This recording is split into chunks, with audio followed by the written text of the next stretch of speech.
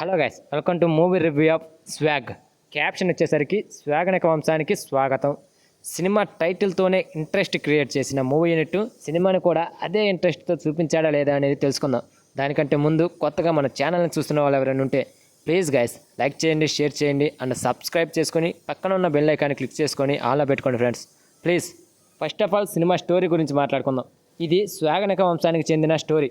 1550ల టైంలో మాతృస్వామ్యం పితృస్వామ్యం అంటూ మగవాళ్ళ మధ్య ఆడవాళ్ళ ఆధిపత్య తెగాదాలుంటాయి. భవభూతి మహారాజు అంటే శ్రీ విష్ణు తన సతీమణైన రీతువర్మని గుప్పెట్లో పెట్టుకోవాలని ఓ పథకం పన్నుతాడు.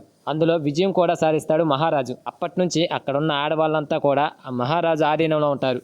మగాళ్ళు పెత్తనం చెయ్యాలి, ఆడవాళ్ళు మగాళ్ళు చెప్పిన మాట వినాలి అంటూ మాట శాసిస్తాడు. అదే క్రమంలో తన రాజ్యంలో ఉన్న ఓ నపుంసకుణ్ణి చంపేసి ఇలాంటి వాళ్ళు తన రాజ్యంలో ఉండకూడదని తీర్మానిస్తాడు. అయితే ఆ మహారాజు తన తర్వాత సంతతిలో యభూతికి అంటే రెండో శ్రీ విష్ణుకి వరుసగా 4 ఆడపిల్లలు పుడతారు. ఆ తర్వాత మగపిల్లలు కవలలుగా పుడతారు. కానీ తన స్నేహితుడైన సునీల్కి మగపిల్లలు లేరని తన 2 పిల్లల్లో ఒకరిని దానం చేస్తాడు. వీరిలో ఒకరు నపుంసకులుగా పుట్టారని తర్వాత తెలుస్తుంది. మరోపక్క తన స్నేహితుడు తన కొడుకుని తీసుకొని వేరే ఊరికి వెళ్ళిపోతాడు. తన దగ్గర పెరిగిన యభూతి కిరాతకుడు అవుతాడు. మరోపక్క నపుంసకుడు అయినటువంటి విభూతిని వదిలేసి దూరంగా వెళ్ళిపోతాడు. ఈ క్రమంలో భవభూతి కొడుకైన సింగ అంటే శ్రీ విష్ణు, అనుభూతి అంటే రీతువర్మ, వీళ్ళిద్దరి కథ ఏంటి అనేదే ఈ సినిమా స్టోరీ. చూసారా స్టోరీలో ఎంత కన్ఫ్యూజన్ ఉందో? సినిమాలో కూడా ఇదే కన్ఫ్యూజన్. డైరెక్టర్ హసిద్ గోలి ఎంచుకున్న పాయింట్ అయితే చాలా బాగుంటుంది, కానీ దాన్ని టేకింగ్ మాత్రం చాలా గందరగోళంగా ఉంటుంది. ఫస్ట్ హాఫ్లో దాదాపు 40 నిమిషాల వరకు అసలు కథేంటో అర్థం కాదు. ఆ టైంలో వచ్చే కామెడీని కూడా మనం పూర్తిగా ఆస్వాదించలేము. అయితే భవభూతి ఫ్లాష్ బ్యాక్ ఎపిసోడ్ అయితే ఆసక్తిగా ఉంటుంది.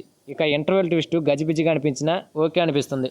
మొత్తానికి ఫస్ట్ హాఫ్ కొంచెం గజిబిజిగా అనిపించినా జస్ట్ ఓకే అనిపిస్తుంది. ఇక సెకండ్ హాఫ్కి వచ్చేసరికి యభూతి ఫ్లాష్ బ్యాక్ను బాగానే డిజైన్ చేశాడు డైరెక్టర్. సెకండ్ హాఫ్లో కొన్ని ట్విస్ట్స్ అండ్ కొన్ని బ్లాక్స్ బాగుంటాయి. సెకండ్ హాఫ్లో వచ్చే డైలాగ్స్ కూడా ఆకట్టుకుంటాయి అండ్ కామెడీ కూడా సెకండ్ హాఫ్లో చాలా బాగుంటుంది. కానీ క్లైమాక్స్లో మళ్ళీ గందరగోళంగానే అనిపిస్తుంది. ఇక చివరగా ఎండ్ కార్డ్ పడినప్పుడు సీట్లలోంచి లెగిచి వెళ్ళేటప్పుడు ఎవరైనా సినిమా స్టోరీ ఏంటని అడిగితే నాకు తెలియదు అంటారు. అలా ఉంటుంది సినిమా స్టోరీ. ఎవరో ఒకళ్ళు ఇంట్రెస్ట్గా ఏ ఆలోచన లేకుండా సినిమాని వాచ్ చేసేవాడు మాత్రమే ఈ సినిమా గురించి చెప్పగలరు. ఈ సినిమా స్క్రీన్ ప్లే అనేది చాలా కన్ఫ్యూజన్గా చేశాడు డైరెక్టర్. కొన్ని డబుల్ మీనింగ్ డైలాగులు నవ్వించేలా ఉన్నాయి, కానీ బట్ ఓపిక్గా చూస్తే మాత్రం అవి అర్థం కావు. ఇక సాంగ్స్ అయితే పెద్దగా వినసొంపుగా లేవు. బ్యాక్గ్రౌండ్ మ్యూజిక్ కొన్ని చోట్ల పర్వాలేదు అనిపిస్తుంది. Cinematography and production just okay. నటీనటుల పర్ఫార్మెన్స్ విషయానికి వస్తే శ్రీ విష్ణు 1 మ్యాన్ షో చేశాడు. 4 క్యారెక్టర్స్లో ఎరగదీసేశాడు. ఇక రీతువర్మ క్యారెక్టర్ ఆకట్టుకుంటుంది, చాలా అందంగా కూడా కనిపిస్తుంది. ఇక మిగతా నటీనటులందరూ తమకిచ్చిన క్యారెక్టర్స్ను బాగానే హ్యాండిల్ చేశారు.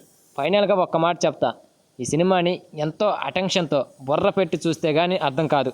సో ఈ సినిమాకి నా రేటింగ్ వచ్చేసి 2.5 out of 5.